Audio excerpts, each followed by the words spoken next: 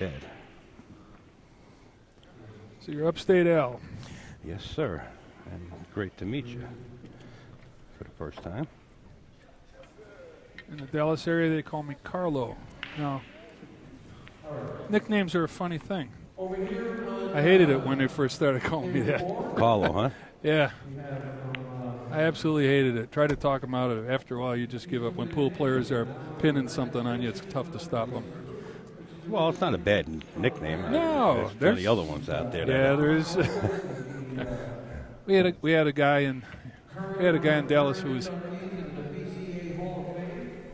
2 o'clock round, Hundall in Lombard. Well, I don't know if you guys just heard Jerry Forsythe zooming in on us and giving us an update for the 2 p.m. match. It's going to be Raj Handel and Hunter Lombardo on the winner's side. Tough match. Yeah. Well, you know, now as the tournament dwindles down, the cream of the crop, so to say, rises to the top, you know?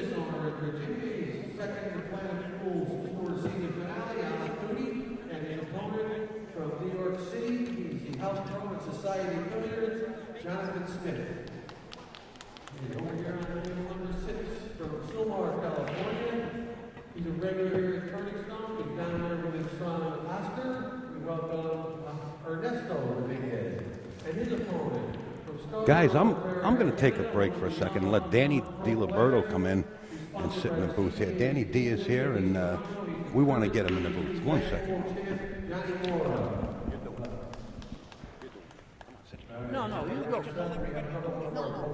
No, tell him that. Former world champion 4 times, 11-time player of the year, and he asked me to let everybody know that he is having a tournament at his pool room, the Marriott Billiard Club, a 10,000-acre tournament, October 12th to the 14th. Hello, Danny. Carl Pearson here. How you doing? Just follow. We have Johnny Archer and his opponent, San Diego, California. He's sponsored by Dave. Longtime friend of Jerry and read his book about you. Very interesting. Very good. Okay, we were just talking about the book that Jerry and I wrote. It was Road Player. So how's that?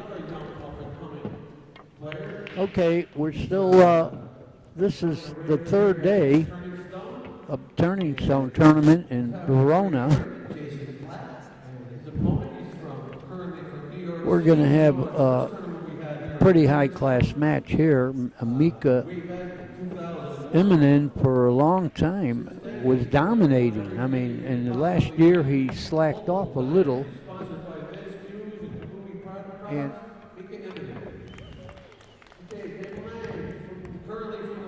And I know Jason Klatt from Canada. I watched him play in a lot of the Canadian national events.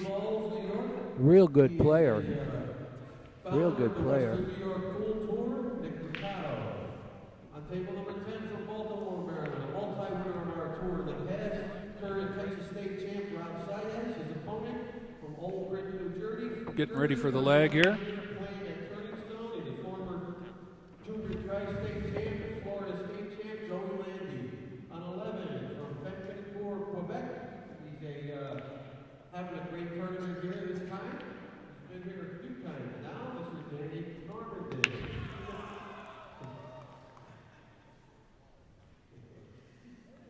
Yeah. Jason Klatt won the lag, so he elects to break, and we have rules about your opponent racking. You know, lately, a lot of the tournaments, you rack your own, but here we decided your opponent racks, except if you both agree to rack your own, then you could. That's nice. You both have to agree.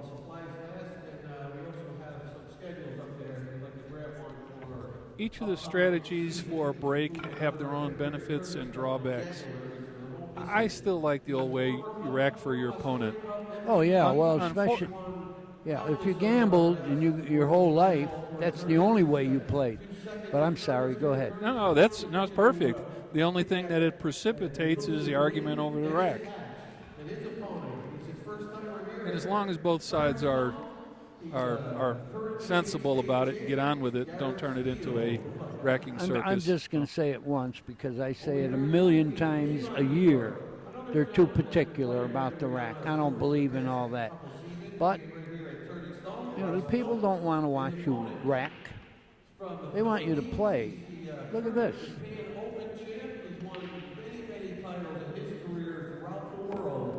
I think some of the older players got to be very good at reading the flaws in a rack and using them to their advantage. Wait a minute. I'm one of the older players, and there's no such thing. Okay, I stand corrected. There's no such thing. You can't look at the rack and figure out what's going to happen because they left this loose. That's baloney. I stand corrected.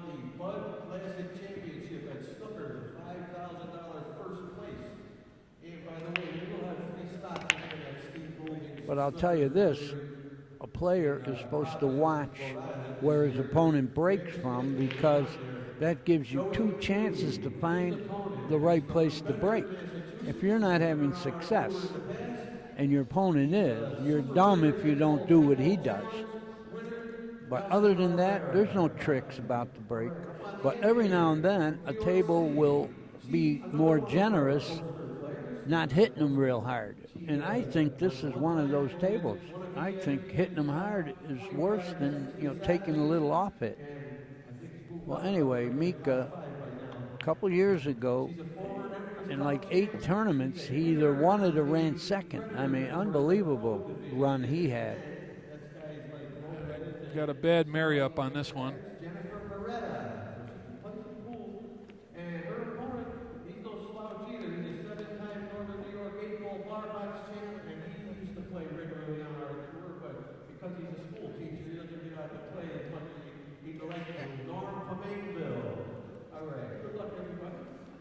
Well, Mika accidentally snookered himself. He had intricate position, and he froze on the ball, and he doesn't have a shot on the 2 now. So now, if you have a tough kick or an impossible kick, then tie up some balls and let him have ball in hand. Just give you a little percentage chance to get back in, at the table. I mean, here, though, he's going to try to kick 3 rails or something. No, he had a lot of obstructions.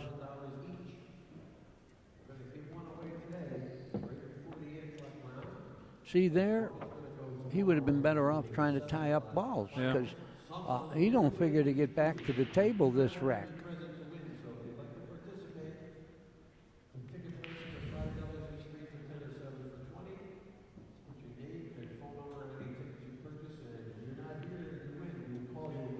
Jason Klatt is one of Canada's top players.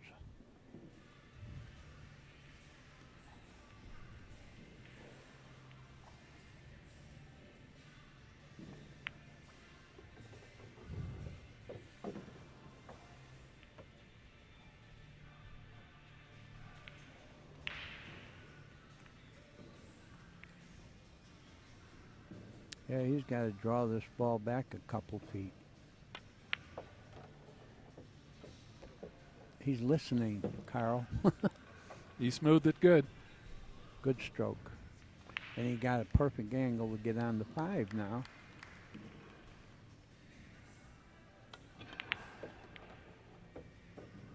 And he hit it real well. He's going to have to draw the ball a little bit. Or, you know what? Going from the 6 to the 7 really doesn't matter if you just shoot the 5 and stop. Because then you can go 2 rails off the end rail back to this 7. Yeah, I wouldn't fool around with this. I just stop there and take the angle on the 6 right there. I like that. Yeah, don't play position when you already got it. See it? Yep. Now I like going 2 rails off the end rail to the side rail. 1 rail has a better chance of scratching somewhere. Yeah, I like hitting the cue ball a little low, a little right-hand English, catch that end rail and go 2 rails back to the 7. I like that one and keeps you off the rail too. Let's see, he's listened so far. Now it looks like he might be going 1 rail. I don't care for that.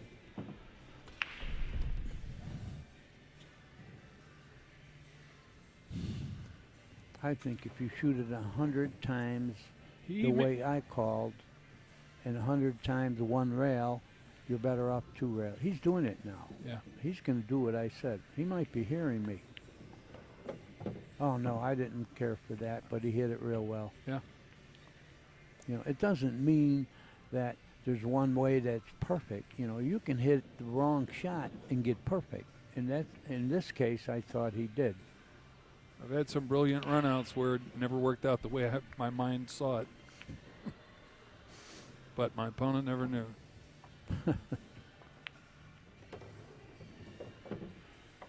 Yeah. He got a little, well, he's going to have to draw it and He shoot just the pulled it 9 back. and decide. Yeah. You might notice that he's wearing a hoodie because it's kind of cold in here. I'm not so sure that they got the temperature down yet. Hey, I'm wearing sweaters. I mean, it got chilly in here. Yeah, you got a winter jacket on.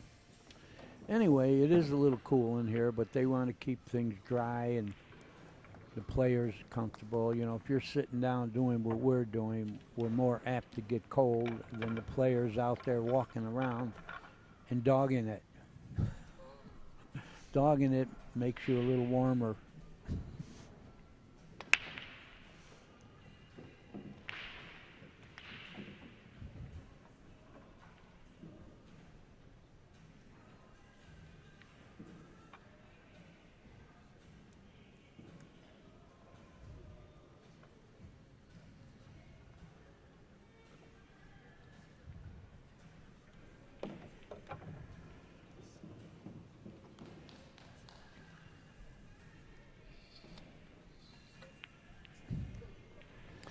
Well, scores 1-0. Jason Klatt over Mika Immonen.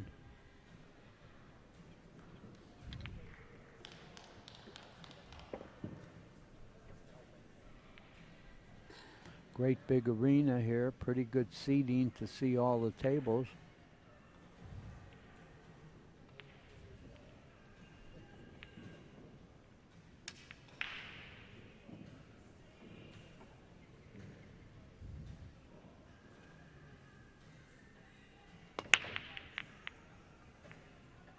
See, he took a little something off the break there. It didn't make anything, but he came close. But that doesn't help you pay the rent. Nope. But he didn't leave anything. I imagine Mika's going to put him behind the 7. Yeah.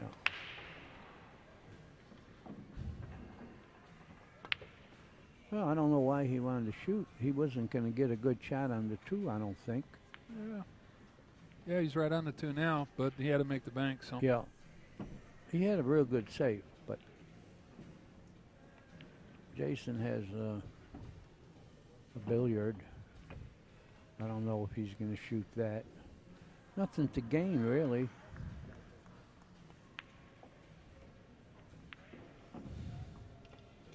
I think he'll bury him.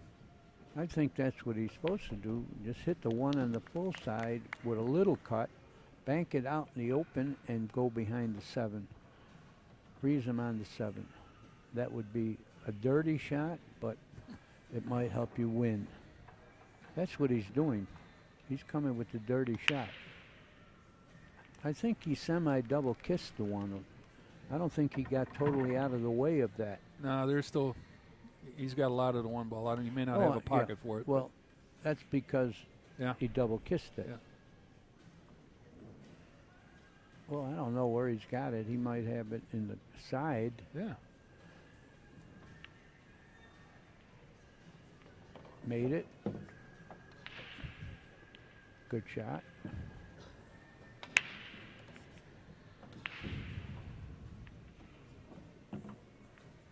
If he can work the traffic, he should be in good shape. Well, he does have traffic. That's a good word.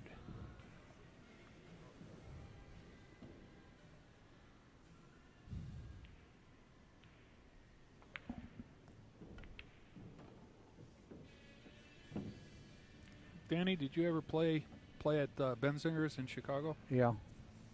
Down in the basement? Mm-hmm. Yeah, I remember the distinct odor. You know, it was its character. Oh, I loved it. Yeah, yeah. Many years ago. Yeah, that isn't real good. He conceded 3, but he doesn't have a good shot.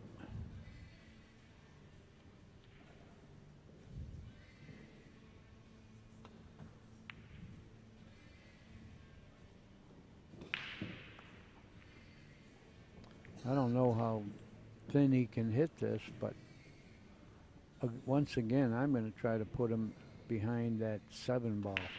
He's got an angle to do that.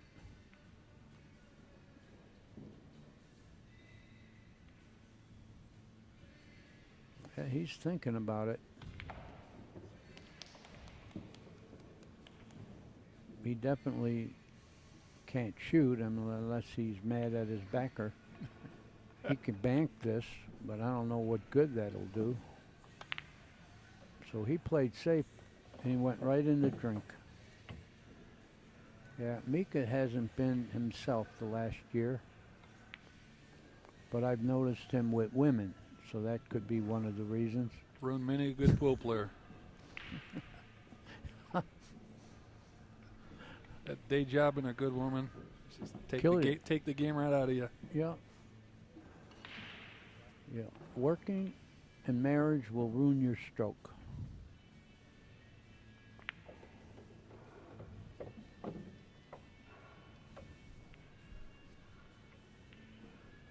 I'm still smiling on that one.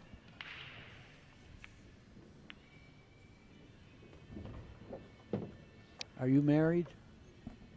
Yes, I am. Happily, too. Okay, good. Good. That's the reason why I'm sitting here talking about pool rather than playing. Lucky man. I used to take my wife everywhere with me so I didn't have to kiss her goodbye.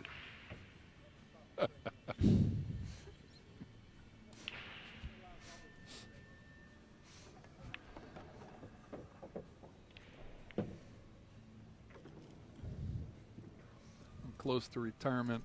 My wife told me I can retire anytime I want. I just can't stay at home.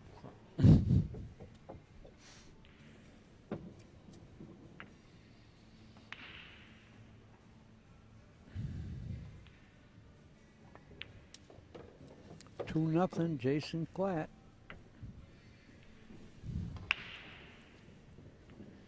Mika made unforced errors that game. Well, I'll tell you what I like about the European players, and I consider Mika a European yet, even though he lives in New York. He's originally from Helsinki, Finland. He runs 10 kilometers every day. And I agree with that, because I believe you have to be in condition to play this game your best.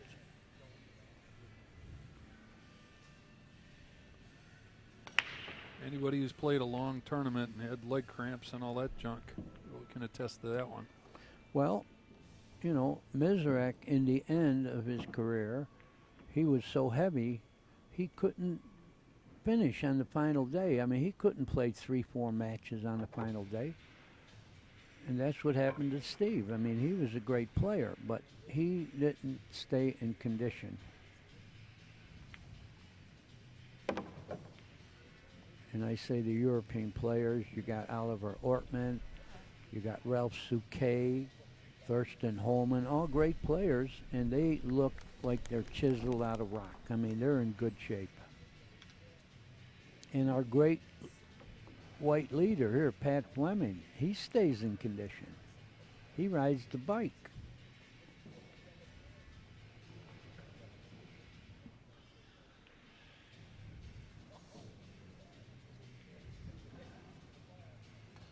Would you know if Jason has a snooker background? He's got a little bit of Oh yeah, that he look played. in him. Yeah, he played snooker. Everybody in Canada played snooker first. They didn't all excel. Like we got one main one, Darren Appleton.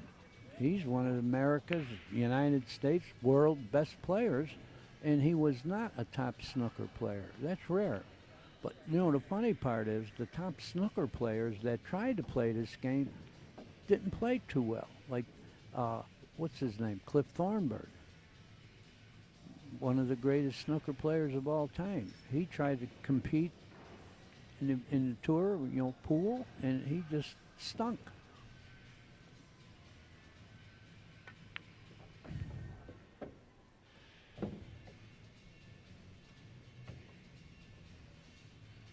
Well, Why would you think that? They don't learn how to cheat the pocket, or what? Patterns are different. What do you mean? Yeah. The snooker players, they generally shoot, center pocket because you have to. No, they hit center cue ball. Center cue ball. That's very important. As far as people, for some reason, think snooker tables have small pockets. They do not. Well, Jason Klatt missed the ball, but he didn't get real good on that. The 2 to the 3 was going to be tough. Then the angle he had from the 3 to the 5 would have been tricky.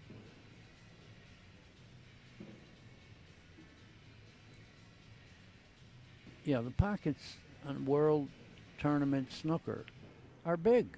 It ain't like because you play on a snooker table, you should be able to play real good on a pool table. That's baloney, because you're shooting with a different size ball. There's nothing about it, except the sort of round. But I say sort of round, and that wasn't meant to be a joke. No. Because no balls are perfectly round. And that's why the snooker balls have no numbers. They have a better even density without multiple colors, because each pigment has a little different density. So if pool balls were just colors and no numbers on them, they'd have a better chance to be perfectly round. Make sense? Well, I make sense. I just don't make dollars.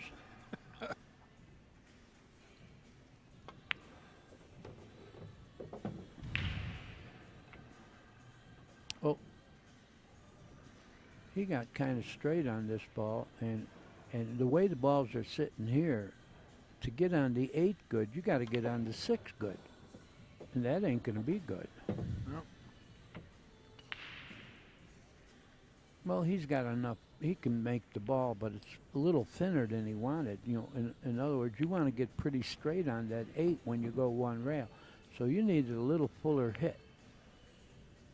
See, as soft as he hit it, he almost lost the angle. Yeah. You see it? Yeah. He had to get fuller on the 6 to get perfect on the 8. He made a good shot, but, you see what he has to do now? Another inch, and he would have had to go 2 rails. However, he got out, and he's on the scoreboard, Mika. Score now 2-1, Jason Klatt.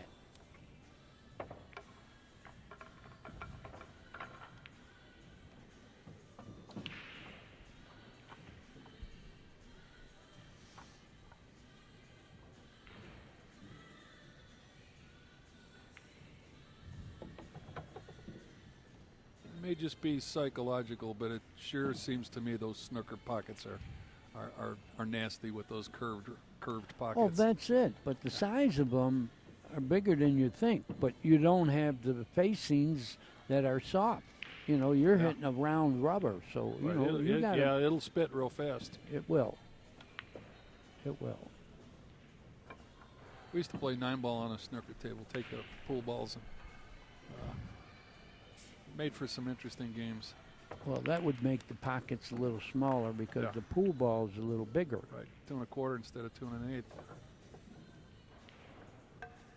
I watched one of the YouTubes of Ronnie Sullivan doing a 147. Incredible. I think that's one of the greatest feats in sports. And a lot of the Canadians have multiple perfect games. Cliff Thornburn did it in the World Tournament. He ran 147, and he got like 49,000 just for the run. But I think it's amazing feat. You got to run 15 reds in order and 15 blacks, and then run the rotation, the rest of them. That is unbelievable. But they do it.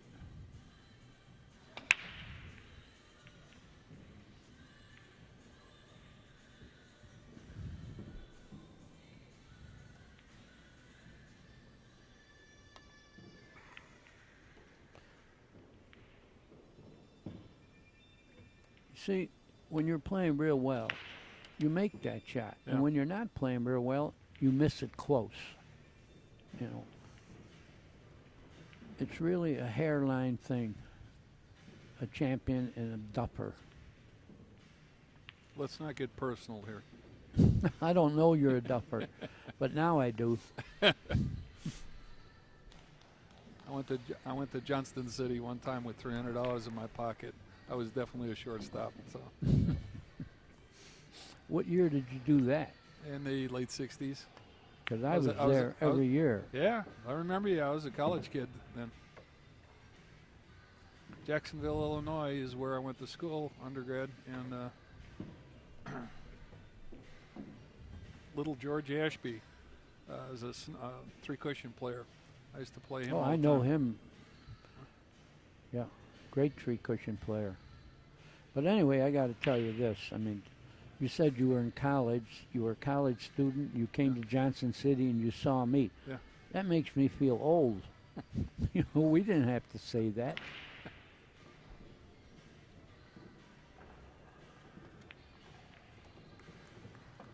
It was a great tournament. Great tournament. Handsome Danny Jones was actually handsome. No, he wasn't.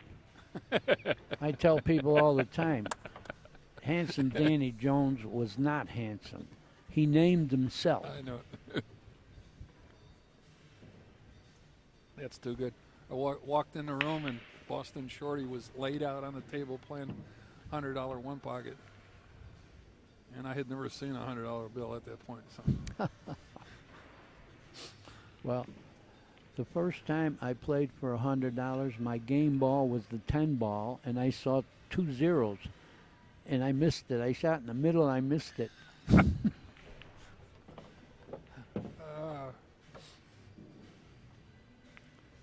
How do we get involved with this silly game? You take a pointy stick and you hit pretty colored balls in a pocket, and then you do it over and over again. I don't think the 7 ball's pretty. Hey, that's my wife's favorite. I think we're together because she commented on the 7 ball. I went someplace and got her one. Huh? Still got it on her desk. Well, that's a great quality for a woman to like the 7 ball. Yeah, no wonder you're happily married. Okay. She's the best sweater I got. Huh? Well, She agonizes over shots that. let me tell you, Jason Klatt is agonizing right now. There is no need to look at this over and over and No. over. And I'm not talking behind his back, because I told him in Canada, I said, you got to play faster. You're a great player. You don't need to look at that for a year. Yeah, there wasn't too many choices there. Only don't go behind the 9. Yeah.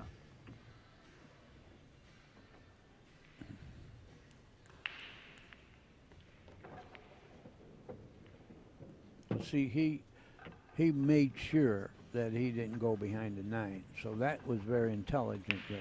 Throughout the game, playing position, a lot of times you're better off shooting easy, percentage-wise. Sometimes you're better off shooting a little extra hard. In that case, you were better off shooting easier. Well, Jason Klatt now leading 3-1.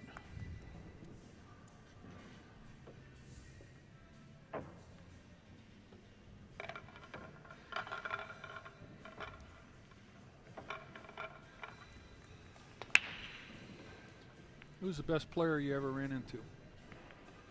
Well, you know, over the years, people ask me that, and it's tough to say, you know, because Changes over years. So. it depends on what you're doing with them. How can I say the best player in the world is someone I beat to death? You know what I mean? And that happened to me. You know, like Lassiter dominated Poole in the 60s. He couldn't beat me. You know, no matter what happened, I wound up beating him. And now, Efren, they rated the greatest player in the world. He doesn't beat me, and I'm an old man. So it's tough to say. And usually, I know my friend Irving Crane no longer with us, but anytime someone asked him who the toughest match was, it was always one that he won. You know what I mean? Good point.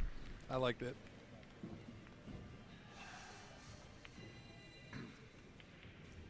Group of guys I play with, somebody will walk up and say, "Which one of you guys is the best?" And we'll all raise our hand. Yeah, we're all duffers, so.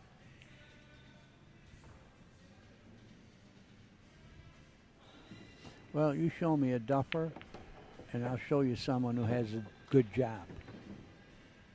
I do. You know, you couldn't quit your job and go on the road hustling Pool.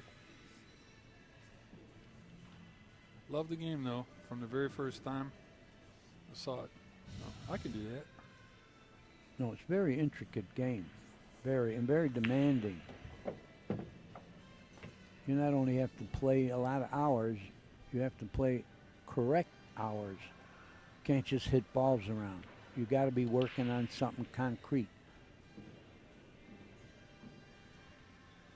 Well, Jason looks like he's got this match in control. He's going to go ahead 4-1 apparently.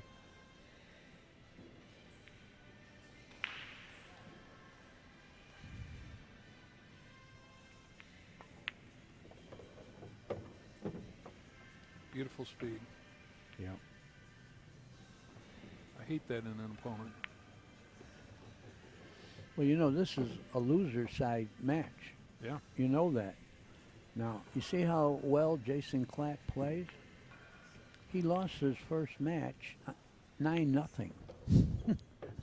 How do you beat this guy 9-0? It was Mike DeShane beat him 9-0.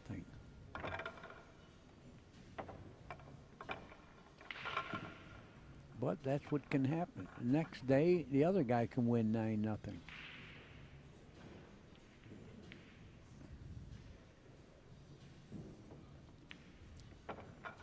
DeShane won in Texas, a 10-ball tournament there, and his warm-up routine included juicing the ball more than... I watched him do that in Toronto. Yeah, he does all kinds of crazy things practicing, and usually shooting real hard. Yes. But he's a great player, man. He shoots straight. He's got a powerful stroke. Yeah, he's one of the favorites right now to win this. Somebody said he had an incredible break speed. Well, except on this table the other day, he didn't use the speed. He broke like a glancing break and took something off the speed. Score's 4-1 right now. Jason Klatt over Mika Immonen.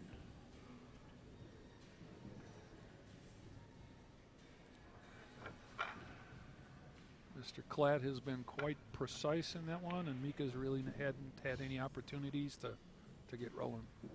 Well, the opportunities he had, he didn't take advantage. Yeah. You know, he had unforced errors and blew. You can't do that with good players. To win tournaments, you got to get out every time you're supposed to, and some of them that you're not supposed to, and that's how you win.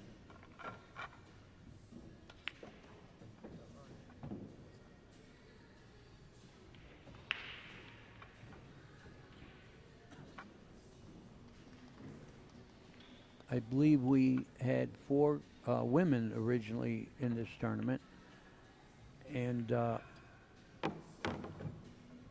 beautiful women, some of them. I won't tell you which ones. I don't want to get in trouble. I mean, if I mention 2, the other 2 might feel hurt.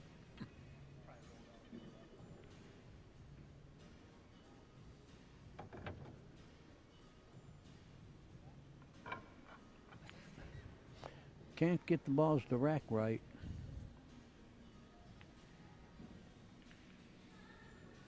I never had patience with all that. You know what I mean? Get out of the way. Let me break them. I don't care if they're not throws. Just get out of the way. I want to shoot. That was my attitude. In your break, did you go to?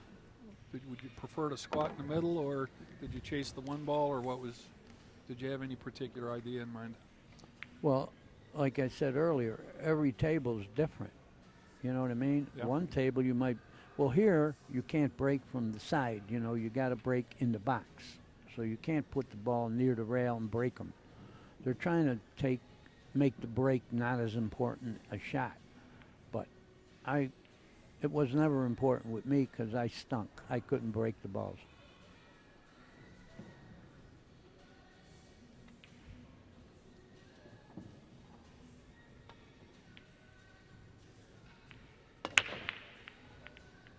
Well, he hit those right on the nose. Yeah. And all he made, I think, was noise. Yep. Well, Mika, This is one of those ones like you mentioned. This is for him, for Well- Mika to take this one out.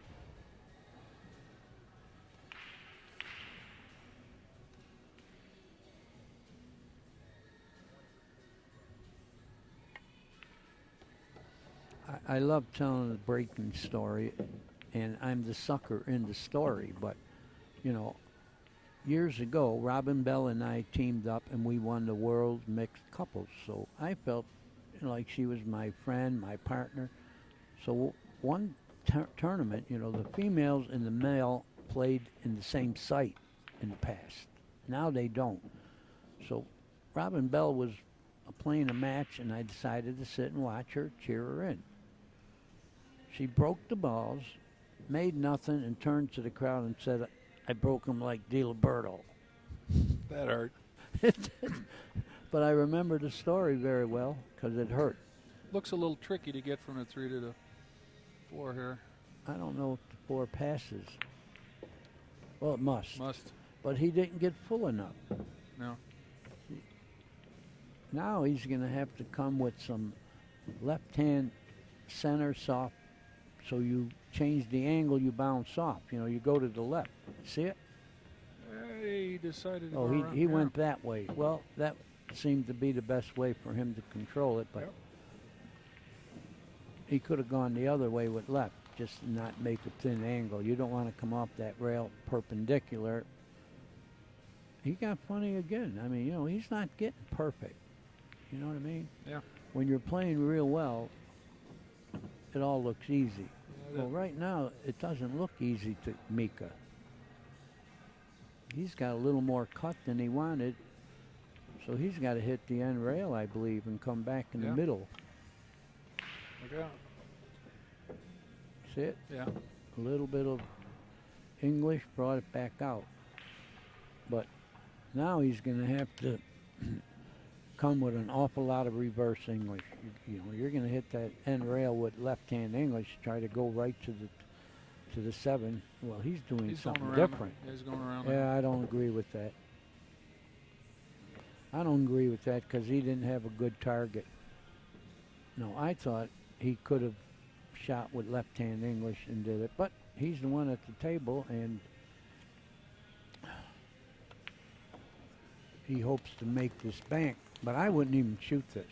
You know, you got out of line, you made a mistake. Don't make another one by forcing a shot. Play safe. That's what he did. And I'll tell you, it took me He got it. 50 years to get that wisdom. You know what I mean?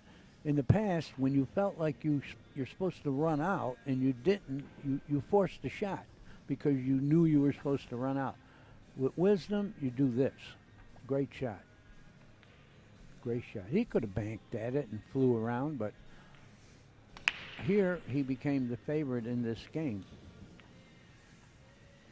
Jason's grimace a moment ago gave you the same story.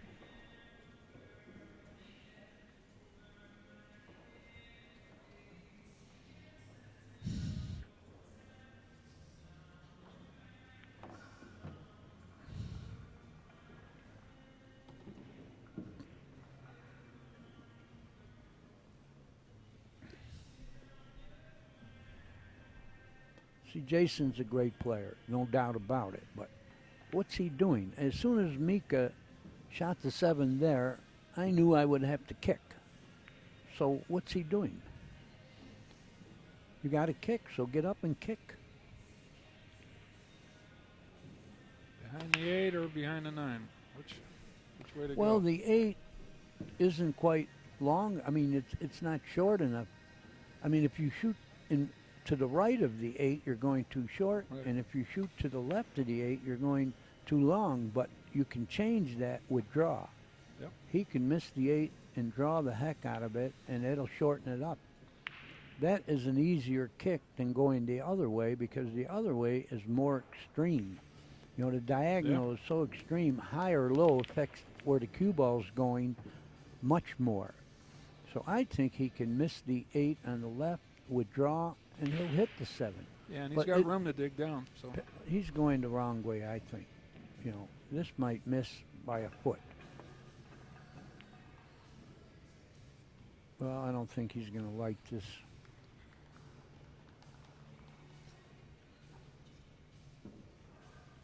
See, he could have did that shooting faster.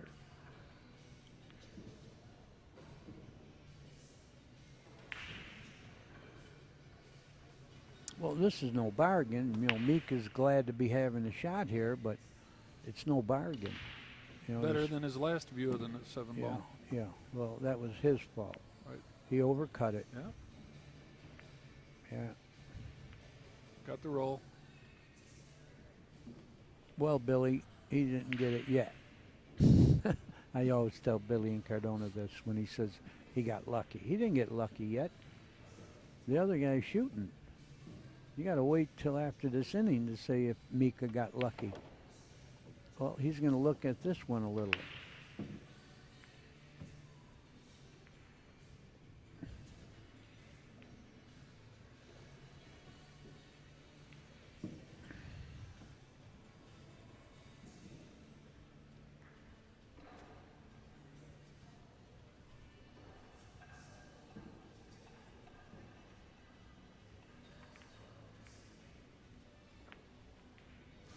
Well, you're agreeing with me, sort of, because, you know you got to kick. Get up and kick. No sense looking at it all night.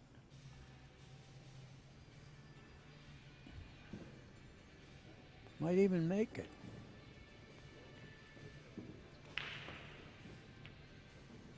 He just missed making it, but he's going to sell out. So Mika's getting another opportunity here. Now, the only thing here is you got nothing to do from the 8 to the 9, so that helps. You know, you got a long shot here. If you had to get extreme great position, it would have been a lot tougher. Now he only has to fall straight in on the 8, and the game's over.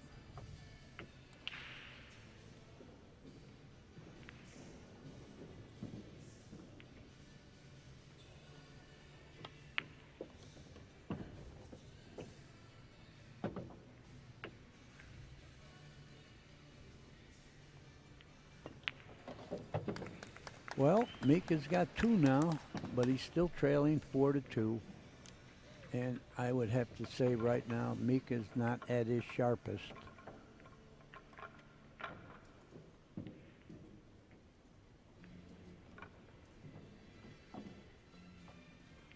See all the things he's doing with his arms and all that? He's trying to get loose.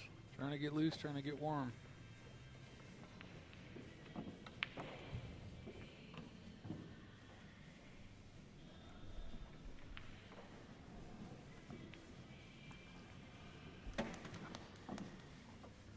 Yeah, he is cold. How cold do you think it is in here? About 60? Yes, upper 60s, but that's still, that'll cool you off, that's for sure.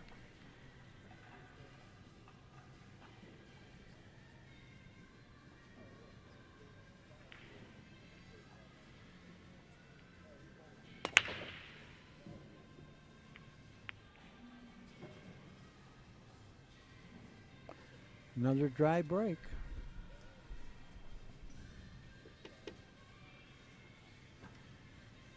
during yesterday's match, I mentioned that it's 100 years since the advent of 14-1. Prior to that, they had they re-racked the full pyramid, and then they eventually added the breaking ball, but the breaking ball was in the center spot, and you had to drive it 2 rails. This is obviously a long time ago. But Well, are you familiar with lineup? oh yes, Yeah. Where they just put them all behind the line. When you were done, you're behind the spot. They and run the rack, and they line them all up behind the spot. taking a couple of cues to roll them straight, Yeah. and depending upon how deep it got, you had that shot on the end there where you hit the rail first, and the tangent would take that tail ball right in the pocket. I enjoyed lineup for a bit. 14-1 is certainly a little tougher on the head. Well, the pile enters the game more. Yeah. You know, lineup, there's no trick shots or combinations that are mysteries. The only one was when you were picking balls off each end somewhere along the line, you had to do a power stroke to, spread the little dogs out. And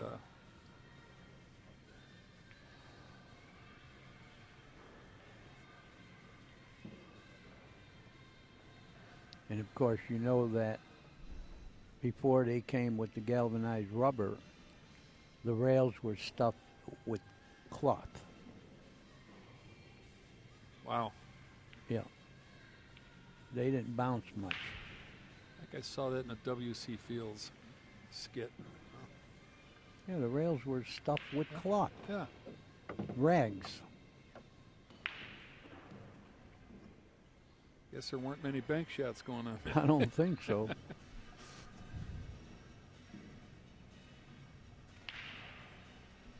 Somehow I don't see the game of 3 cushion doing very well in it.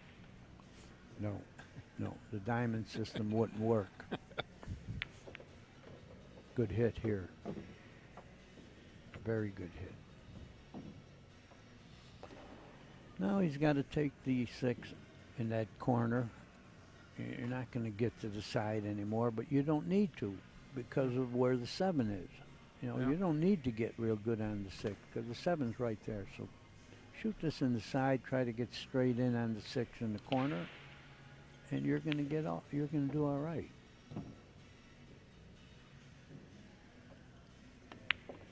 Oh, he wanted to do something.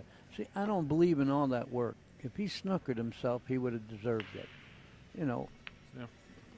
Only because of where the 7 is. You don't do all this work, I mean, he did it nicely, but the other shot, 1 rail and get straight in on the 6 in the corner would have been fine.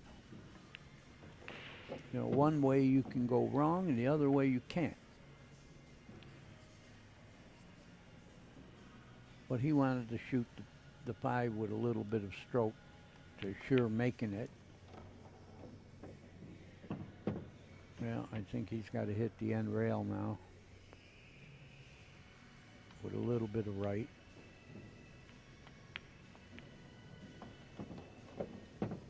Did it good.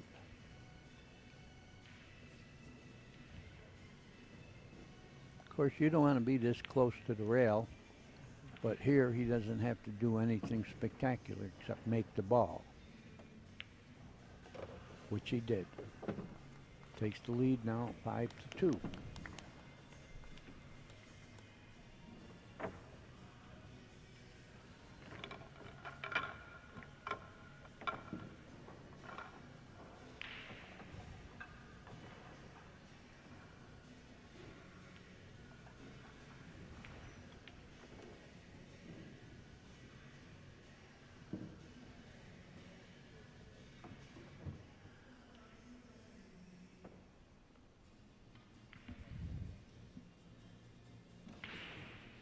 Just waving to Dale and Mary, good fans of pool.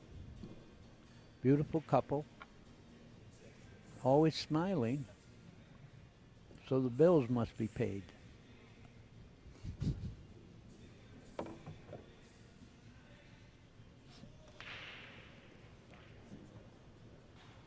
Okay, Klatt, you can check the rack.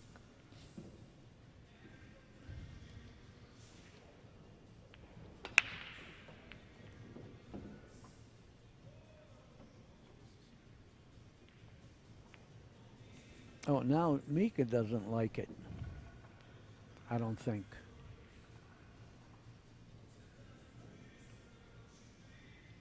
Oh, come on, quit looking at the rack.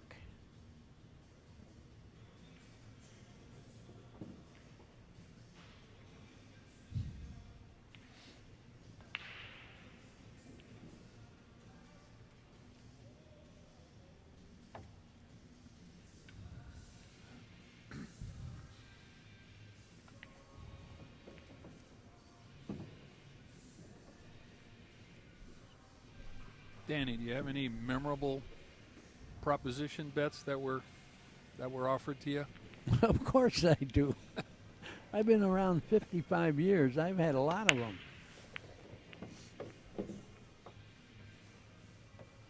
I got burned on one at Benzinger's. I had taken a bunch off a guy there, and he said, "Tell you what I'll do is I'll set the 9-ball in the center of the rail and the cue ball up on the chalk on the other end, and I'll cut it in." Mm-hmm. And of course, it skips down the table so it doesn't lose any side. And I gave it all back to him there. So it was a push evening, but well, it was. How many shots did he take? He didn't make it every time, but No. Yeah. I mean, to make it, you know, usually someone will say, "I'll take 3 shots or 10 shots," and Yeah. But he started out 10. I got him down to 4, I think, 3 or 4. Still, he had that one. There's some great proposition games. Yeah, that was Great. One. You know, I'd have to show you, but you could do it with a pencil and eraser. One proposition, you know, you play with the eraser. You use the pencil like it's a shaft, and you hit the ball with the eraser part. And there's a certain gimmick game with it, but there are a lot of them. But you would have had to see what the heck is the banker's name? He passed away. I forget his name now. But unbelievable banks that came to Johnson City and busted. Vernon Elliott. You heard of him. Yeah. He came to Johnson City and put up a proposition that you had to go for it. He broke everybody that bet. Unbelievable stuff. You know, he's not with us any longer. Funny how it works. I went home with a smile on my face after giving back all the money off the off the rail. It was just it was comical.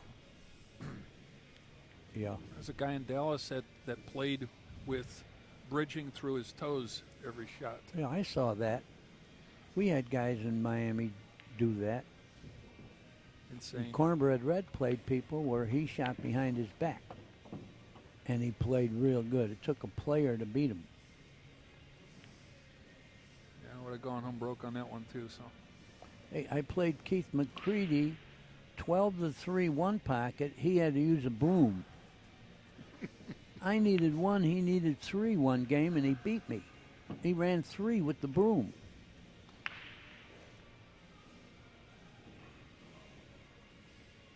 I just have this visual of him chalking a broom. Well, he did. He ran 3 on me. Wow. Okay, we're going to watch a safe here. He's going to bank the 1. He should anyway. See it? Bank the 1 between the 3 and 5 and go forward. I wouldn't shoot this combination for sure. He's got a good safe here. Bank the 1 between the 3 and 5 and go forward. That's all you do here. He tried to do it, but he cut it a little thinner than he wanted, but it still worked. Yeah, he didn't want to cut it that much. But that was the idea. I think he was trying to avoid the rub off the 2.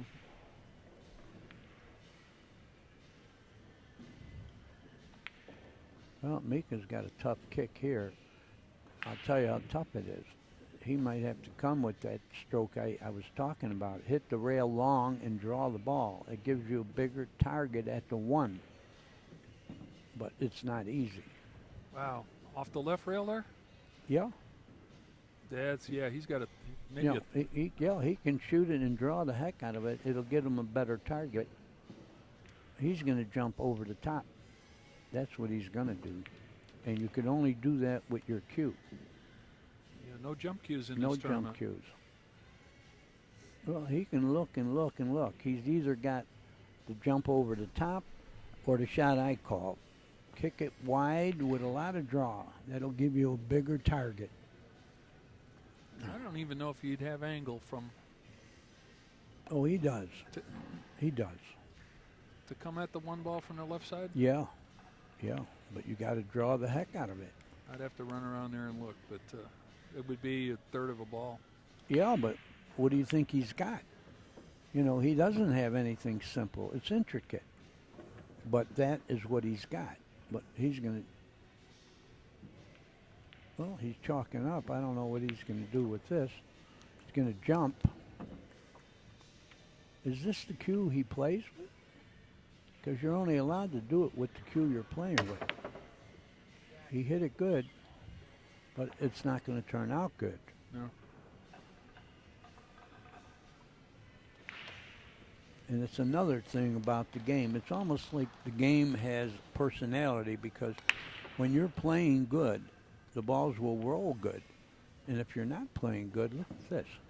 I mean, this is almost like ball in hand. He's going to roll and hit the 9.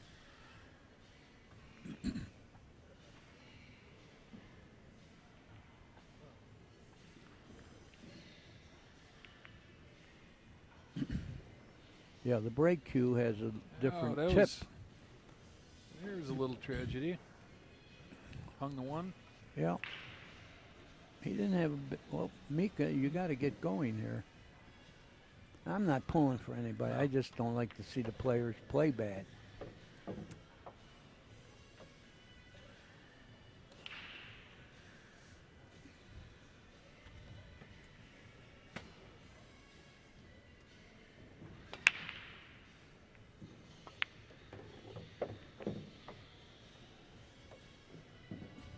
Pretty good. About 25 years ago, our partner in crime, Jerry here, he showed up with one of the first jump cues. And of course, like anybody with a new toy, jumping all the time. And we had a team event going. And to this day, we give him grief because he came up with the need for a jump shot. And there was some woman sitting right off the edge of the table, and he went over to her and said, "You might not want to sit right there." Well, anyway, I was so against the jump that companies gave me jump cues. I gave them all away because I didn't believe it was a legal shot. But they could change things a little bit. I hope to see it in my lifetime, but, you know, jump if the guy accidentally snookers you. You should be allowed to jump. But if you played the snooker, you shouldn't be allowed to jump. Simple. Interesting. Simple. It isn't like, you know, it'd be complicated, but see, in snooker, you're not allowed to jump. And to me, they have the rules of their game down way better than our rules. And so I suggested at a couple meetings to use their guidelines, and you know, and one of them is you can't jump.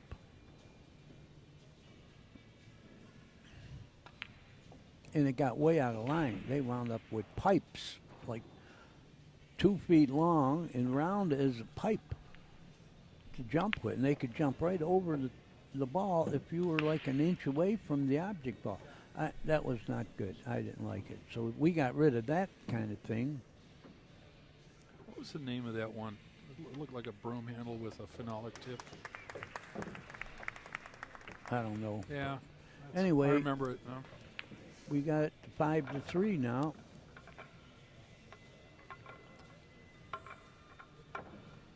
Favor of Klatt. There's Johnny Archer playing on the other table. He lost a tough match. He's on the loser side. He was leading 6-1, 8-3. He lost the match.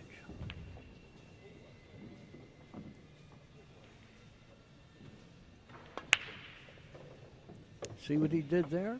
He took something off the break. Yep. Did not get a reward. No, but he made a ball. Yep. See how soft he hit it? Yeah. And it went in. Well, Jennifer Beretta earlier she don't have a real powerful break. She was making 2 balls almost every break. So that should tell you something. Well, he not only doesn't have a shot on the 1, I don't know where he could go. Now, here would be one of the trick kicks. I would play a kick, but push first. Now what's Jason going to say? He's got to give it back after he goes to the bathroom. Yeah, we got rules that you can go to the bathroom. That's it. But there is no 5-minute break like a lot of tournaments. And Mike Zuglin said if he catches anyone smoking under break, they're disqualified from the tournament. Sounds reasonable.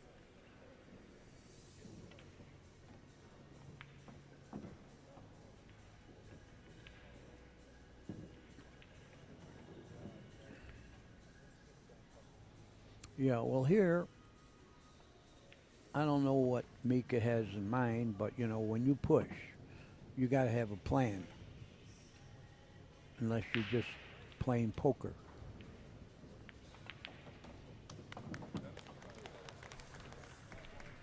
Pat Fleming, the Vacuum Stats, was a great jumper. He was one of the first I saw jump the ball, and he was great at it. Escape the everyday and turn your love around at a romantic AAA 4-diamond rated resort. Turn your game around on 3 of the best golf courses you can play in New York. Turn your week around with luxurious spa treatments, dazzling nightlife, gaming, and more. Take an easy drive to a true getaway at Turning Stone Resort. Visit turningstone.com/turnaround or call 1-800-771-7711. We got a decent crowd in for a Saturday afternoon.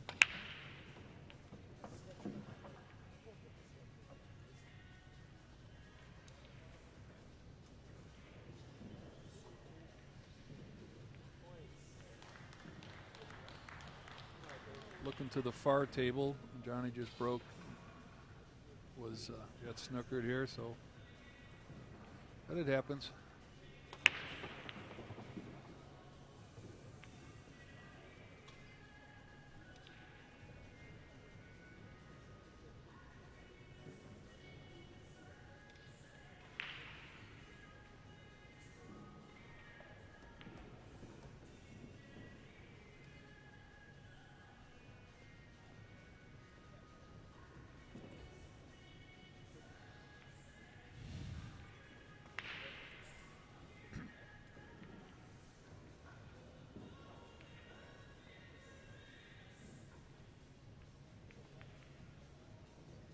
Well, Jason Klatt is not back yet, and Mika's walking around to keep warm.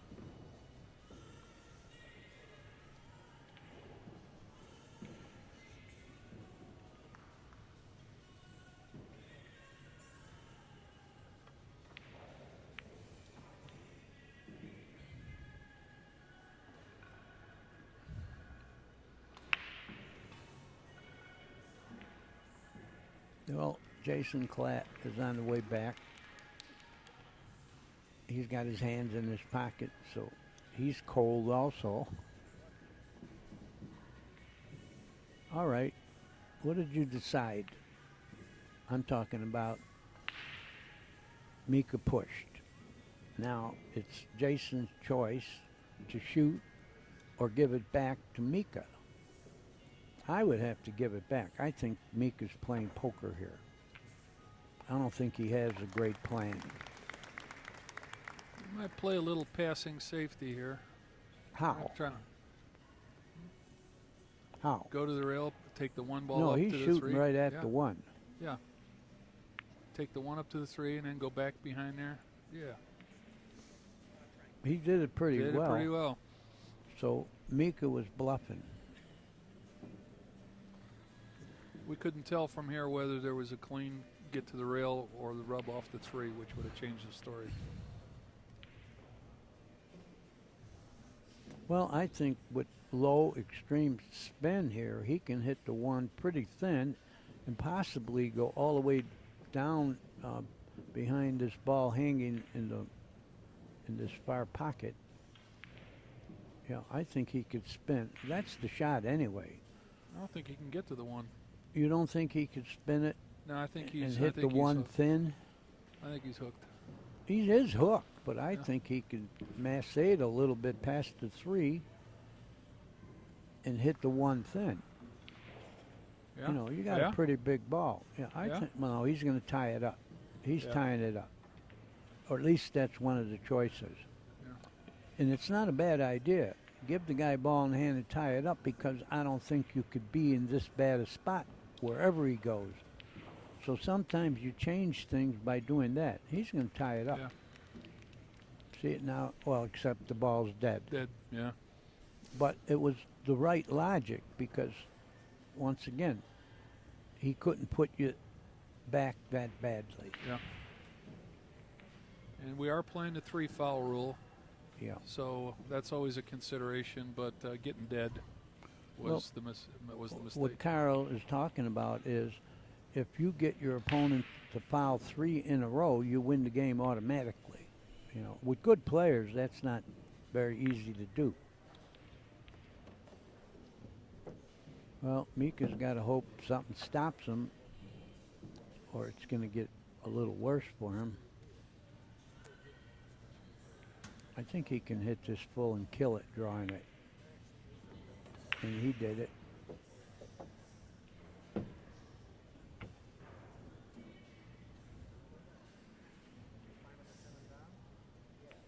Probably would have liked a little more. Yeah, he overkilled it, but Yeah. he's okay. Yeah. He's okay.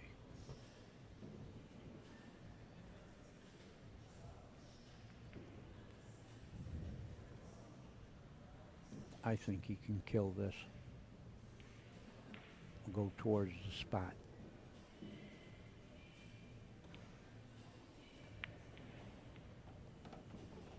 Look out. He didn't get there. Nope. Just fell short. I would not have gone that path. I would have at least come this side of the 8. Yeah. I think you would have been right. 'Cause Well, that gives you about a 3-foot long landing strip where you're still clear. he can't make it. Nope. But he can hit it. And if he can hit it, he's got a pretty good bank. If this was one pocket, I'd be happy to have this. Oh, he spun it, Yep. so discount everything else I said, folks. I hate it when they prove me wrong. Well, he massaged it a Yeah. little and juiced it in. Yep.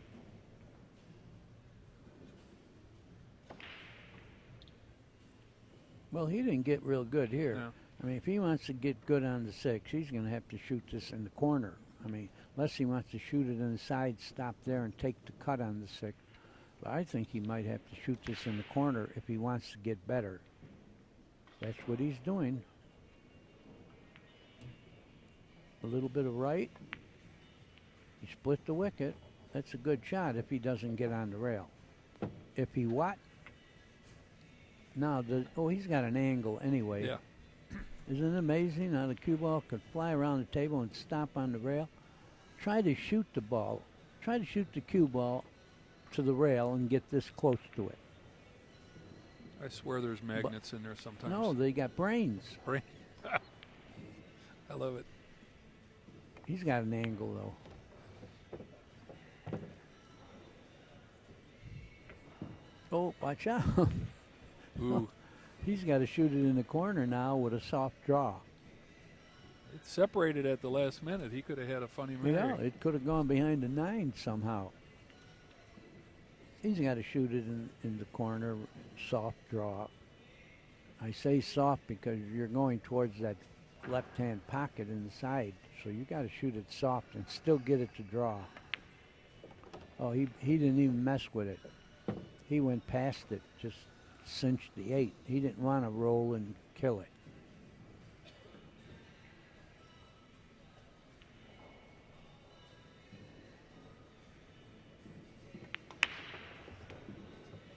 Jason goes ahead 6-3 now.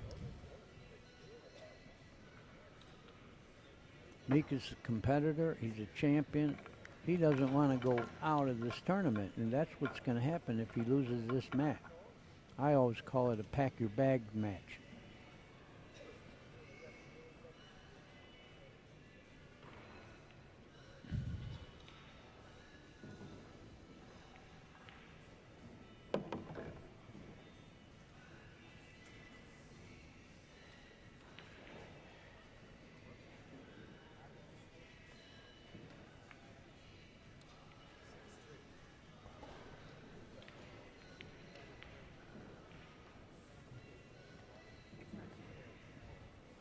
See, Jason has a little different style than me. He checks the rack and then he marks the score. I mark the score before I check the rack. I'm with you on that one. I don't know. That doesn't even make sense. You know, no big deal. But it was something to say. I prefer it when I can mark the score before and after. So. Oh, that But means you're winning. Yeah. However, did you see how soft he hit Yeah. those? And he made a ball. Yeah. Kind of an ugly two. Yeah, it's an ugly one, actually. Not too much you can do with it. I mean, he can cinch it and then play safe. Cinch it and then shoot the two straight on and squat the rock. You might knock it past the 7 and snooker him. But that's about all. He doesn't have a great offensive inning here. He can make the one, but he definitely isn't going to have a shot on the 2. And it isn't like he can draw the ball at it because the 5 is in the way. So cinch it and play the safe, I called. Well, he couldn't cinch it. He tried to cinch it. You see the shot? He could have shot straight on, stuck on the 2. But you got to make the 1 first. Now Mika's got a choice here. I mean, he can shoot the 1 in the side and go at the 2. I think it's natural there. That's what he's going to try to do. Might even go in the same side, the 2, if he can go by the 5, and he can play position without hitting it. Well, let's see what he's going to do.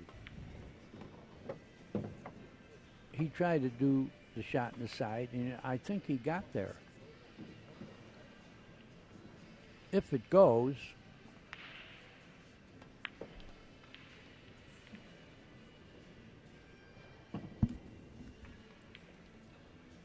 Yeah, you got there.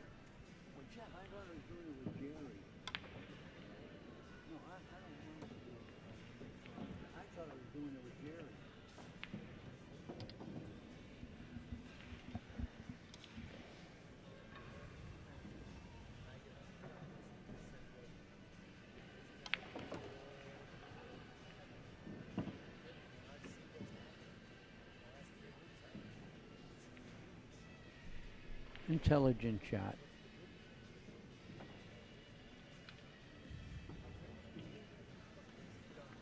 I can't tell from here, but it looks like the 6 might be in the side with a kick. Be awful flat, but it's possible. It's an extreme angle. It would have to be hit the right speed. Of course, he's not looking at that because if you don't hit it perfect, it's going to throw right into a rail. He might just whack this. I don't think you hit it soft. I don't like that. I think he's supposed to hit that hard. Well, Mika's got to love this. Yeah. Yeah, I don't know what he was thinking there.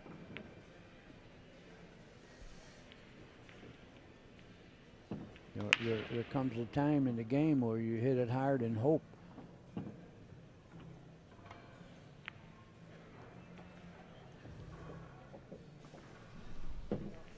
Yeah, you floated it down there good. Yeah.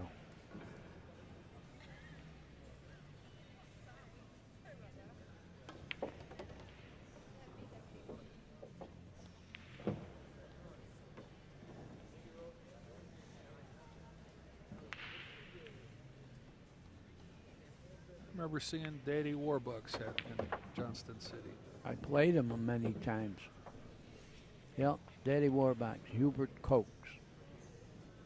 Beat a guy for oil wells, become a rich man. Is that how it worked? Yeah. He won oil wells.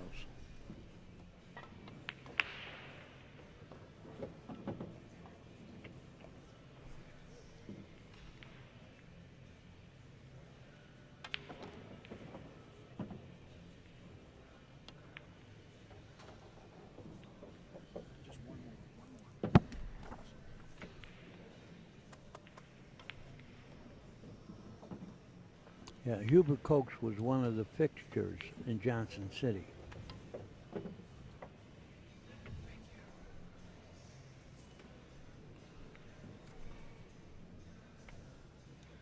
Well, Mika's fighting to get back here. 6-4, that's not real bad. Nope. With your break, but he's got to get something going. You know, he's not getting any good fortune on the break. He made a ball last time, and he had no shot, and he had a push, and it was a bad push.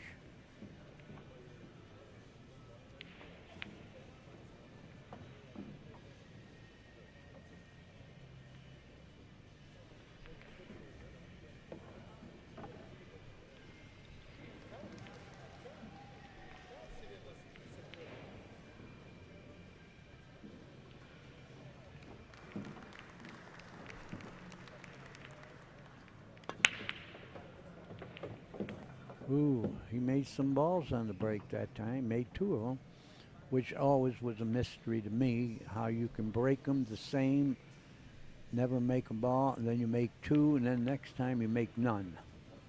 Oh, that was a very dirty shot he just shot.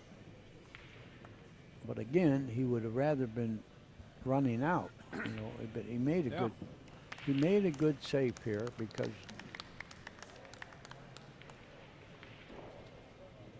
the man has to kick to hit it. It doesn't have to turn out good even if you hit it.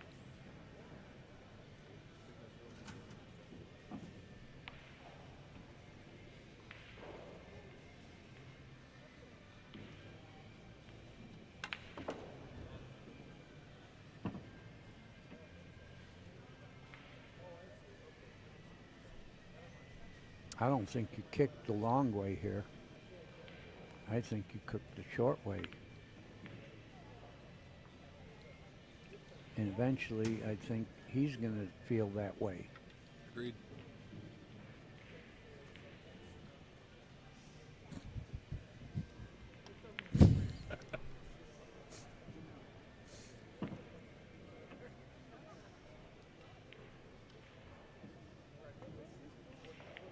Yeah, that was the only way to hit it. Oh, again, though, I would have hit it a little harder.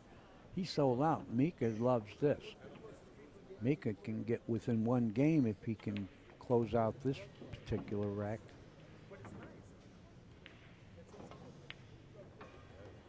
Good shot. But more, and this should be. No, he's okay. He's in okay. good shape.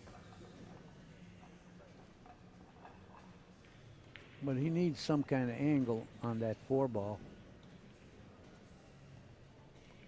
Although even straight, you could draw the ball. Yeah, it took it this way, so.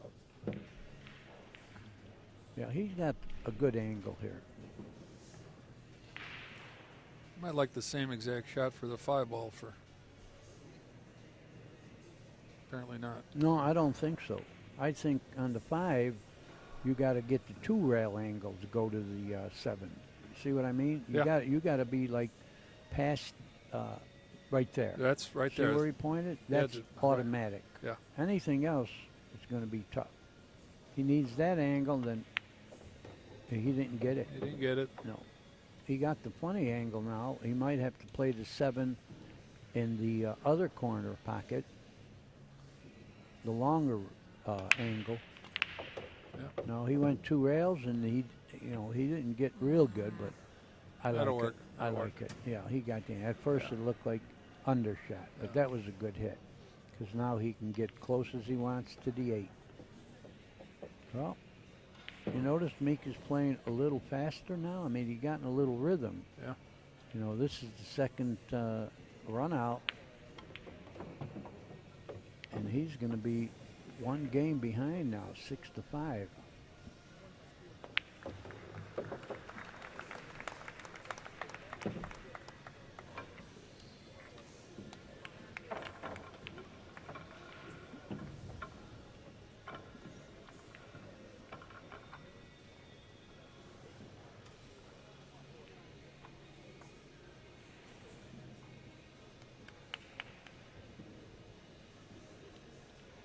There's my friend Eddie Culhane in the stands talking to two pretty girls.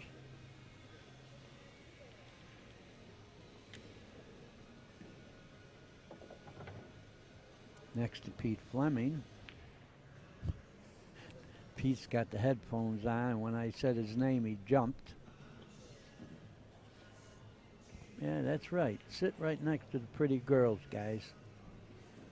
Only one of them has a big boyfriend. Well, Mika made a ball on the break. Two of them again. And again, he has a problem. The 5 kind of tied up. 2 to the 3 is not a problem. Still an adventure in traffic, but still should work. Well, He has to go forward. Yeah, but he won't get to the 3 going forward. No, he won't. No, he's got to draw the ball and then look to, if he can't get good on the 5, he's going to, you don't always play position to run out. No. Sometimes you play position to have the best save. That's what I think is going to happen here. I can't see the 3. Oh, he made a great shot. Well, I'll take it back. I think the blowing off the rail was kind to him. But he got the perfect angle now, so he's starting to feel pretty good, because going that direction was the only way to get the right angle to go to the 5 off the 3. But it had a risk to it. You know, notice he hit balls, it stopped perfectly. He might have space in the back there. Looks like he does. Yeah. No, that's why I say he got perfect on the 3, and he had a gamble to do that, because it looked like drawing back, you get the wrong angle on the 3 to get to the 5, but he got perfect.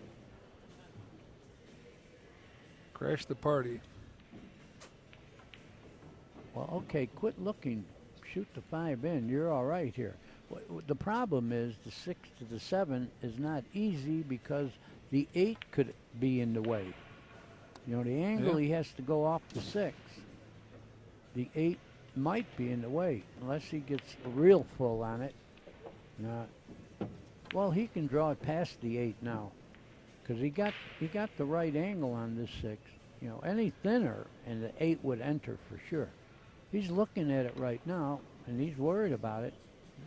But he's going to have to draw the ball past the 8, and he'll be on the 7. But, you know, it's easy for me from here.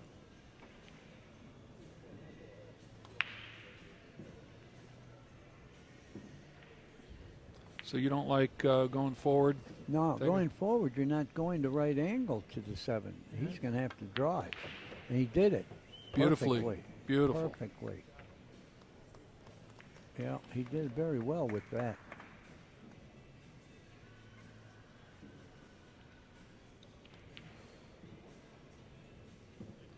He didn't miss the 8 by much. That would have been a calamity. Well, you had to come with the right speed. See, the draw had to take before the rail pushed it. Right.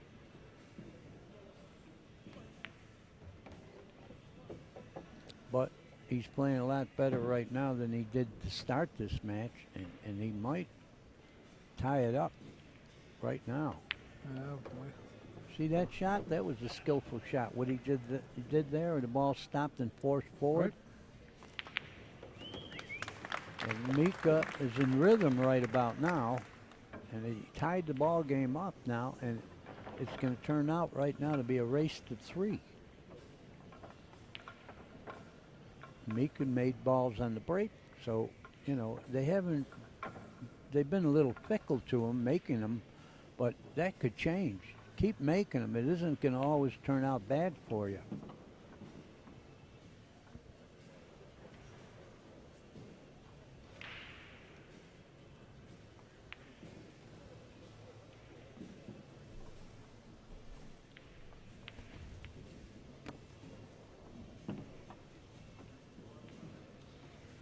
Well, hello, Diana Hoppy. I hope you're listening. She called me last night and she said, if you do commentary tomorrow, say hello to me. I did.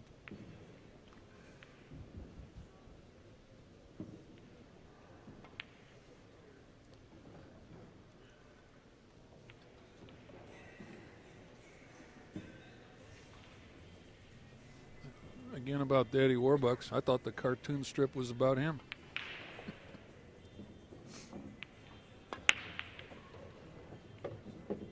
Well, the cartoon strip was a little milder than what he was. I mean, he made a ball on the break, Mika, so we'll go into the Daddy Warbucks. But he was a big man, and he made a lot of money because he beat a guy out of oil wells. But you didn't want to mess with him. He'd shoot you in a minute. And he had a guy named Charlie, older than him, sat in the stands whenever he did anything. And yeah, you didn't want to get on the wrong side of Hubert Cokes. A real sweet old man, but he'd shoot you in a minute. I could talk like that because he's dead. I would never have said that if he were alive. I would have had to worry. This is just okay. That's about it. He's okay because he's got an angle. Yeah, it automatically goes to the 4-1 rail. But you want to have a little easier shot than this. But as I said a couple times, he's playing way better right now than he did to start the match. That shot he might not have made earlier. He feels like winning now. You know, he was way behind, and now he can go ahead a game. Slow down, cue ball. Slow down. I'm not pulling for anybody, but I don't like to see players get bad rolls.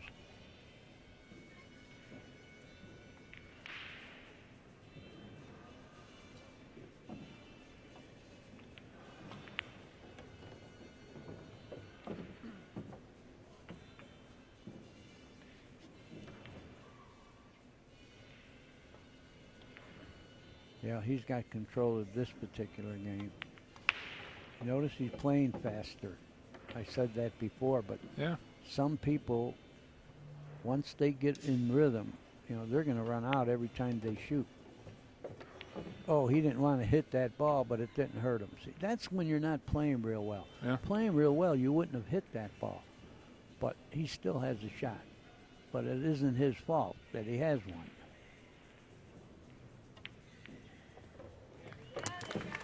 So Mika now goes ahead 7-6. And the break is working a lot better for him. So he's feeling good right now.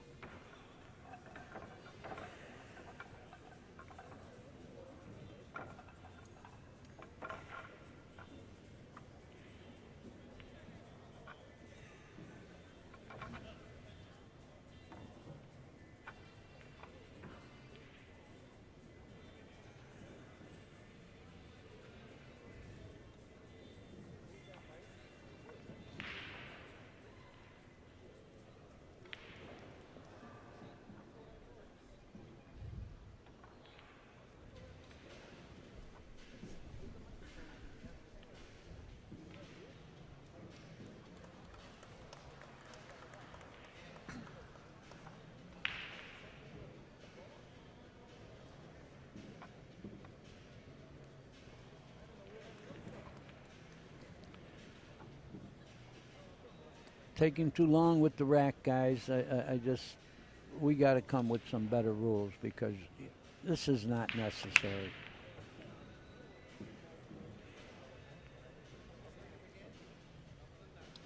Well, I've been, we just played a great 8-ball tournament in Edison, New Jersey, and we had the shot clock right on the arena walls, and it worked out perfectly. And Pat just suggested that we have a shot clock on racking them and breaking. And I like that because we don't want to bore the public. We want to make this an exciting game. It's not exciting with people watching you doing something. They don't even know what you're doing or why. Hey, look at this trick shot. Wow, he hit the reverse rail and it double banked. This is what I was talking about. When you're playing better, they're going to roll better. Well, now he's got a problem here. 2 to the 3 is very, very tricky because of that 6. See, he's trying to see if he can miss that 6 on the inside and go 2 rails to the 3. Only problem there is if you miss the 6 that way, then the 8 enters the game. So he's not in a good spot here. Got to miss that 6 no matter how you do it. The 9 doesn't give you a big target at the 3. So I think that's the 4 ball in the middle of the table, but it's nevertheless, you're right. If he clips any of that stuff, that's it's the 4. disaster. Yeah. I mean, the 6 is in the way, and if you miss the 6, then the 4 enters. Yeah. See it? Couldn't do it. Couldn't do it. I didn't like that at all. He didn't even come close to getting position. He looked at the 3-9 combination kick, but you know what? That might be the best chance you got to win this game right now. Kick at that 3 hard and ride that 9. I don't like this. He's going to go the other way 1 rail. I like riding the 9 here. You're out of line. This gives you a little chance. Kick hard at the 3-9. I like it. But I just hope the people followed what I was talking about with that position from the 2 to the 3, because there was a lot of learning there. He's got to hit it hard and might make the 9. It might even go off of the 4 in the side pocket. Hit it hard. He don't want to do that. He's going to sleep in the street doing that. Yeah. Bad logic there. Yeah. Bad.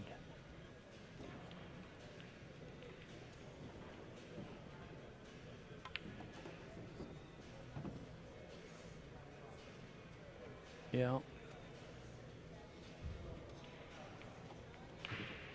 Well, all because the 2 to the 3 didn't lay good, you know. So Jason has a chance to tie the ball game here. And I feel like, you know, his ability, he's going to do it. Wait, where are we going here? He's going to be a mile away. Any harder, he's going in to drink. Well, the only good thing about this is he doesn't need the bridge. But he has a tough shot here. The 6 goes, and it's got the right angle, but it's a mile away.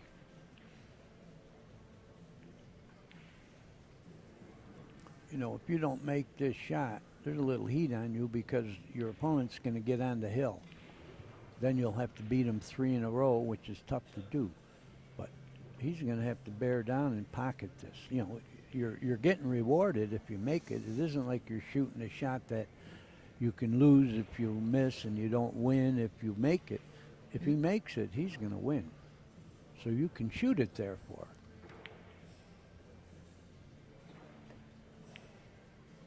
Nice shot. Beautiful shot. Where are we going now?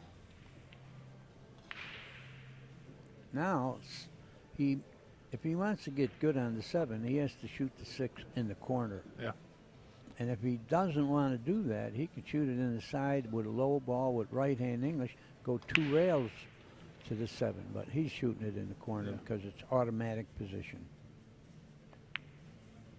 And he made it. Now he can go 1 rail, shoot the 7 and 9 in the same pocket.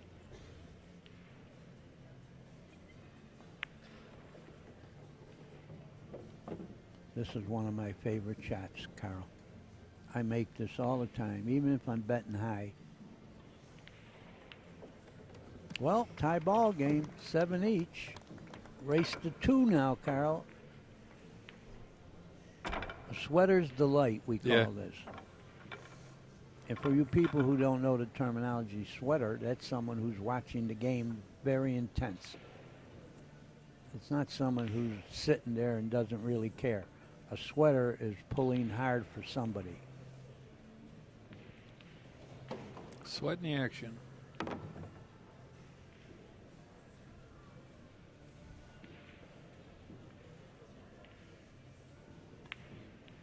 Yeah, you're rare because usually people who work for a living don't understand that terminology. He did it again, by the way. He checked the rack and then he marked his score.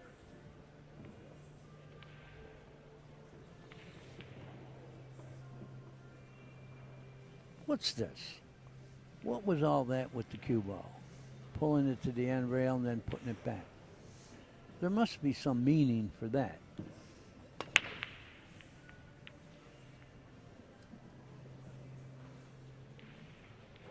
Well, he didn't make it, but Mika's doesn't have a connect the dots or a road map. Oh, You know, first of all, the one is a tough shot. That's not automatic. The position is not automatic. But if you shoot at good speed, you can go between the 7 and 5, have a shot on the 2.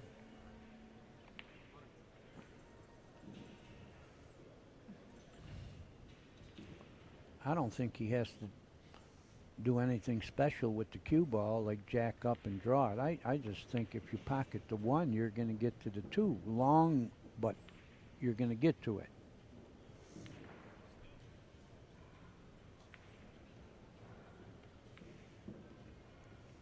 yeah, 2 to the 3 is the adventure. Yeah, and the 3 actually goes past the 6, I believe, in the corner. But the 8 is in the way of any kind of position.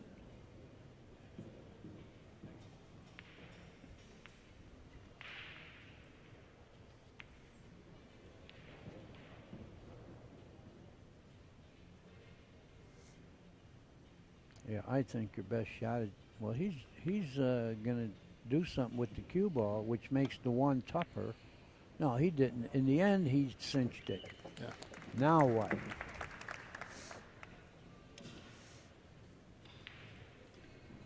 Now what do you do? I mean, he's got a little bit of an angle If to he's go forward. You know, he might be able to get towards the center of the table and take the cut on the 3. Well, maybe he got good enough there. You think Nope. he came out enough? No, I don't. no. Yeah, that was not one of his good strokes. He's looking at it. I don't know. Can he spin it past the 8? No. No, No. he's just going to get a piece of it. And No, he doesn't have a good shot on this. And no, he don't even have a good safe. no. So what do you do here? Yeah, he doesn't have a shot at it, and he doesn't have a good safe.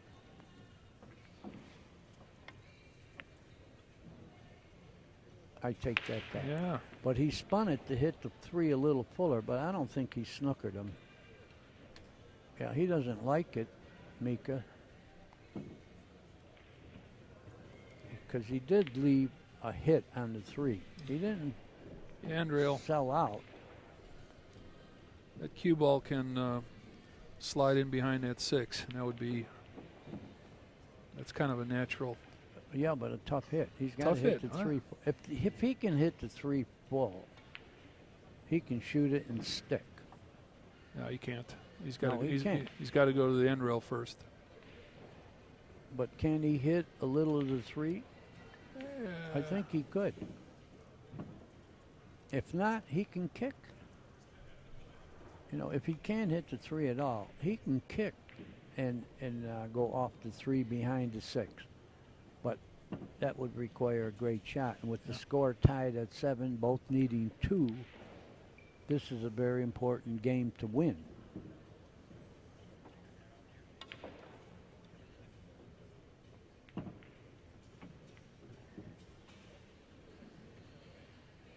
I think he can cut it thin and go behind the 6.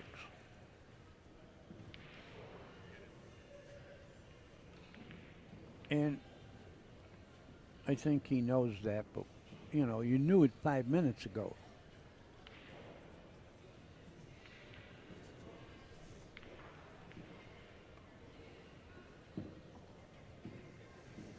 He doesn't have much of the 3. No, you don't need much. Hit the paint. And if you can't, then kick lightly and you might go right behind the 6 off the rail 3. It's the one I prefer, but I'm not that close to see what he's got.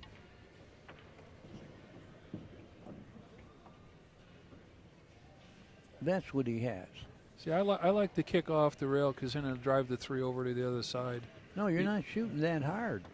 You shoot that hard, it might go astray. You want to kick off it and hit it maybe a third of the 3 lightly and go behind the 6, because that's where the cue ball's going. You're not going to, you know, not sell out. If he can see the 3 after this shot, you're in trouble. But that's the shot anyway. He kicked and knocked.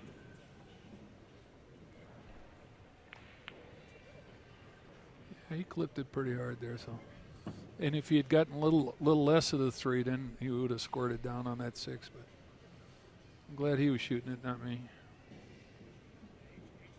That's right, Carl. You don't have to win this match to eat, right?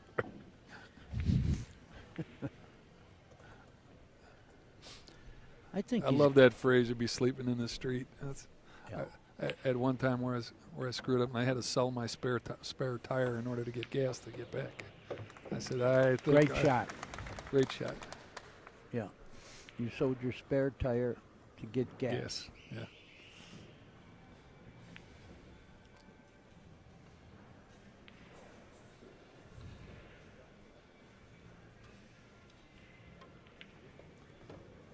$4. Must not been a very good tire. You sold the everything? Yep. Went back the next day and got it. He charged me 10. Well, anytime I was on the road and I was stranded and stuck, it felt great when you started and you were on the road again. Great.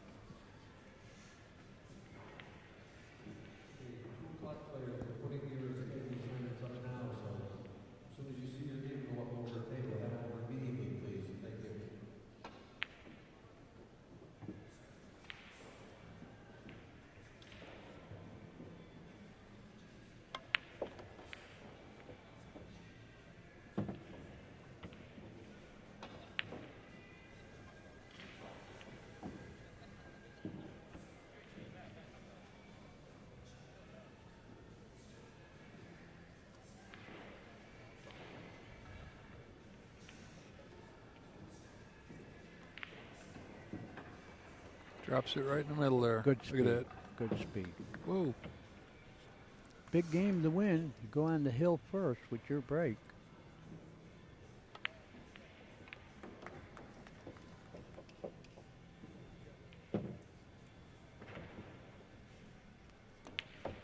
Eight to 7, Mika.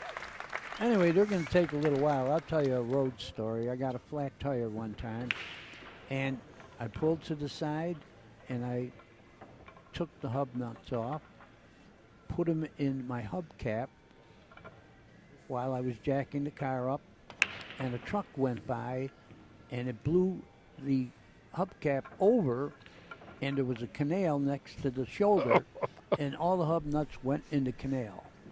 And I happened to be right outside a mental institution with the fence and the barbed wire top and all that, and a guy was in there watching me all the time, and I was in a panic. What am I going to do now? And he called me over. He said, "Sir, all you got to do is take one hub nut off each tire, put it on the tire you're replacing, and then go somewhere and you can get the hub nut." I said, "I can't believe it." I said, "You're in there and you're that smart?" He said, "I may be crazy, but I'm not stupid."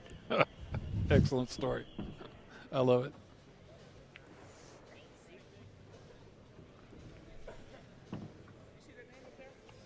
Rodney Morris getting ready to go into the ring. Another great player, Rodney. Glad to see him here. Talked with him a little bit last night. Very personable fella. Yeah. Yeah, I like Rodney.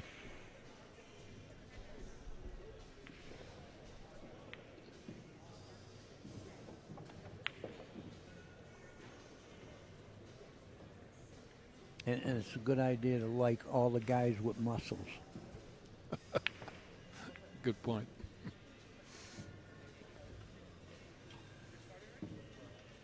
Although Daddy Warbucks did not have muscles. No, but he had He a had muscle. Magnum. Yeah. Too good.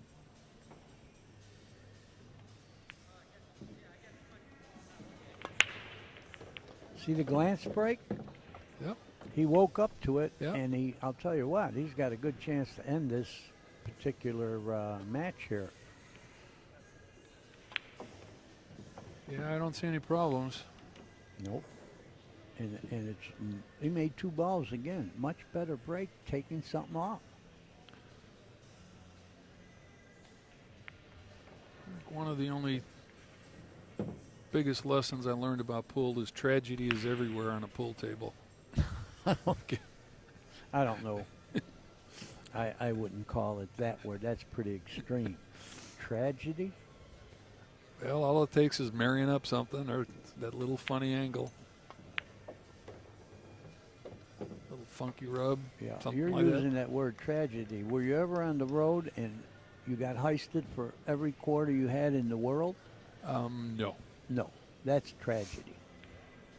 I had one where, had I won, I would have been in, I would have walked out with everything in the place, and I was too naive to know that I would not have made it home. No.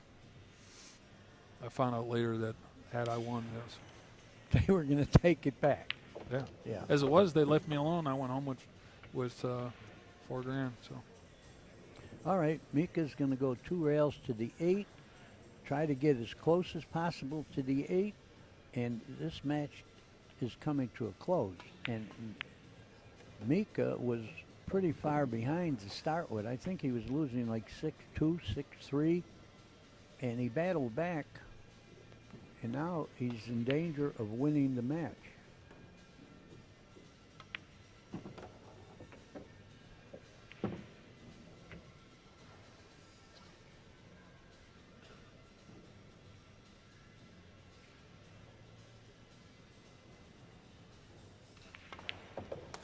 Good shooting, Mika. Shooting. Well, folks, we have a lot of world champions in this tournament, so stay by your set. We're going to have some great matches coming up. And we'll say goodbye right now. It was Danny, good doing it with you, Carl. enjoyed being here with you. Same here.